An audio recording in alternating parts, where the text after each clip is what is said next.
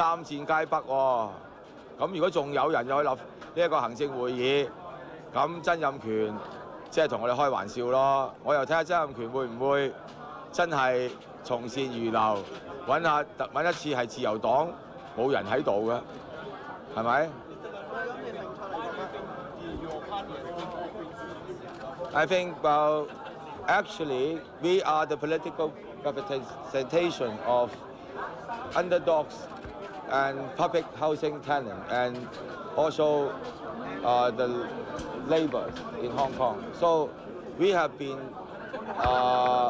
underestimated and underrated.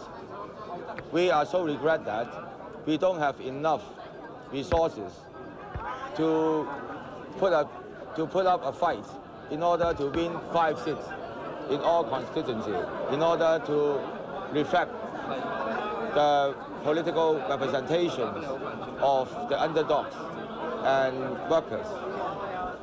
And we are also the only organization, political party that insists there should be a universal suffrage in 2012.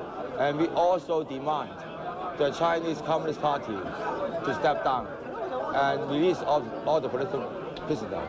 Actually, we have already won a battle, but we are going to win the war.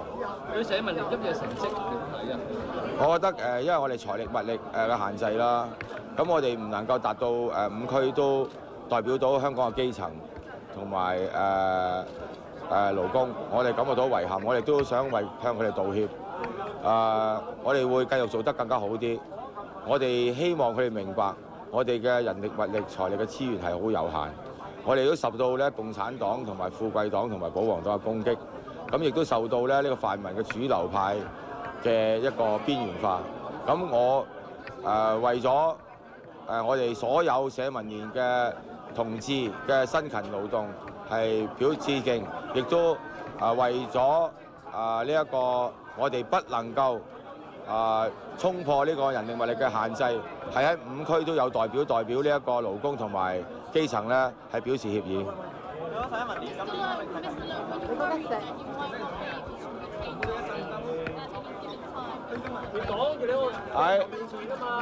I am the only one who didn't panic. You all know that. I said to the reporter, I don't want to claim the emergency. I told the reporter, anyone who claimed that I claim that I'm in emergency will be liable. So it's crystal clear. 你覺得社民連嘅成績點解即係似乎都幾好啊？其實大家唔好誇大啦，即係我覺得我哋係做咗嘢，我哋得到收穫，但係因為我哋人力物力財力嘅限制啦，我哋原來想喺5區裏邊咧都有我哋嘅代表去代表勞工同埋基層咧，我哋係冇做到嘅。我哋唔敢妄自菲薄，我哋一個為基層同埋工人、為民主同公義奮鬥嘅政黨，我哋仲有好長嘅路。我哋今日只不過係得到大家嘅支持，贏咗一小仗。我哋係會盡力為基層服務。第一個嘅目的就係爭取最低工資、工時上限。第一個目的就係咁。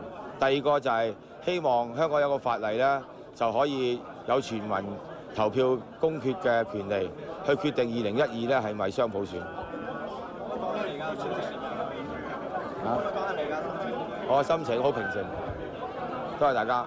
因為我係一個基層嘅議員，輸咗就翻屋企閉門思過，繼續抗爭。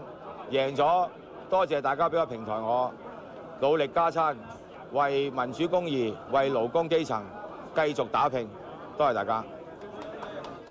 嗱，我哋聽咗幾位當選議員嗰個感受啦，咁交翻俾你吳景俊，咁揾翻呢就係馬嶽教授分析翻新界東嗰方面嘅選情同埋結果。好，唔該方健儀。咁馬岸頭先啱啱我哋講到咧，就係田北俊嗰個票數嘅減少嗱，即係除咗話投票率下降嗰個自然嘅流失選票之外咧，田北俊其實佢自己係少咗成4萬幾票咁多嘅。究竟啲票去咗邊一度咧？係咪真係話幾張親政府嘅名單分薄晒票源咧？我諗第一就當然上一屆佢其實有少少七日效應咧，因為七事變之後，好多人當佢係一個英雄啦。咁但係我諗今次就呢個效應已經係喪失咗。咁同埋我諗就話喺最後階段投票率下降，咁同埋咧就反而係民建聯嗰邊搶票搶得好勁啦，可能將佢連嘅本來嘅一啲嘅組織嘅票咧都搶埋過嚟嘅，咁都令到佢種種因素咧都令到佢咧其實今次個得票咧係大幅下降。即係講起民建聯搶票咧，即係我哋見到即係個個名單大部分都會有票數下降，因為投票率低咗，反而民建聯咧係多咗幾千票即係其實大家唔去協調嘅呢一個策略，會唔會令到民建聯同自由黨將來嗰個關係會惡化？我相信就話今次選舉之後咧，民主黨同埋民建聯同埋呢個自由黨個即係關係係會惡化嘅，因為我諗首先就有呢個區議會功能界別就即係民建聯搶咗佢哋嘅位啦，咁跟住嚟講咧，新東新西兩區咧都其實係出現呢一個民建聯吸晒啲主要嘅票源，咁然後令到自由黨呢個落選嘅呢個情況，咁所以咧我相信就話喺嚟緊嘅將來咧，咁其實民建聯同埋自由黨，因為自由黨仍然有功能界別嘅相當嘅席位啦，咁其實應該嚟講咧係可能個關係會變差嘅。我哋即係最後一條問題就係睇睇嘅功能界別方面，即係而家自由黨未能夠正式宣判死刑，因為仲有8個功能界別未揭曉嘅。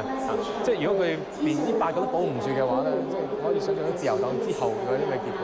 我諗就話你剛才都睇到長毛首先提出一個好重要嘅質疑，就係話曾蔭權仲能唔能夠將呢一個即係自由黨嘅人委任入去呢一個即係行政會議咧？因為似乎就話今次直選顯示佢哋係得唔到民意嘅支持嘅。咁就算嚟緊咧，即係佢仍然能夠保持翻8個功能界別啦。咁其實我相信佢哋嗰個即係喺民意嗰個支持咧，都會大大咁下降。咁我相信呢個對佢嚟講咧，會係一個非常之大嘅考驗。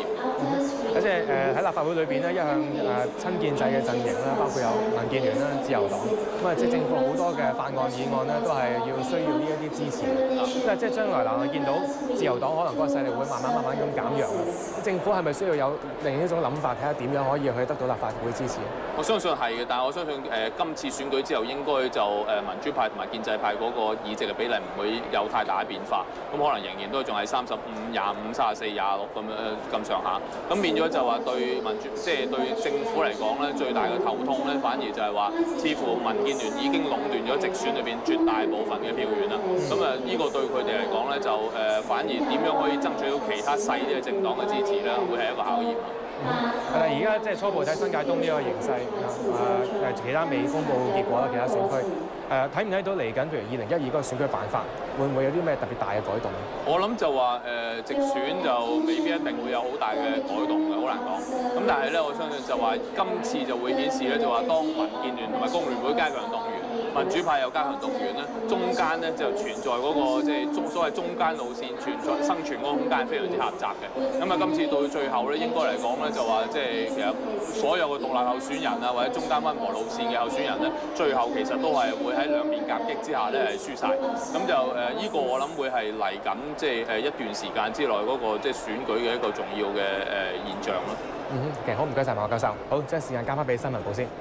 好，唔該晒吳景俊㗎。我哋再睇多一次啦，新界東當選議員嘅名單咁包括咧就係前線嘅劉慧卿、民主黨嘅黃成智、社民連嘅梁國雄、民主黨嘅鄭家富、公民黨嘅湯家驊、民建聯嘅劉江華同埋陳克勤㗎。選舉消息咧暫時睇到呢一度，一有最新嘅結果會隨時再為大家報導嘅。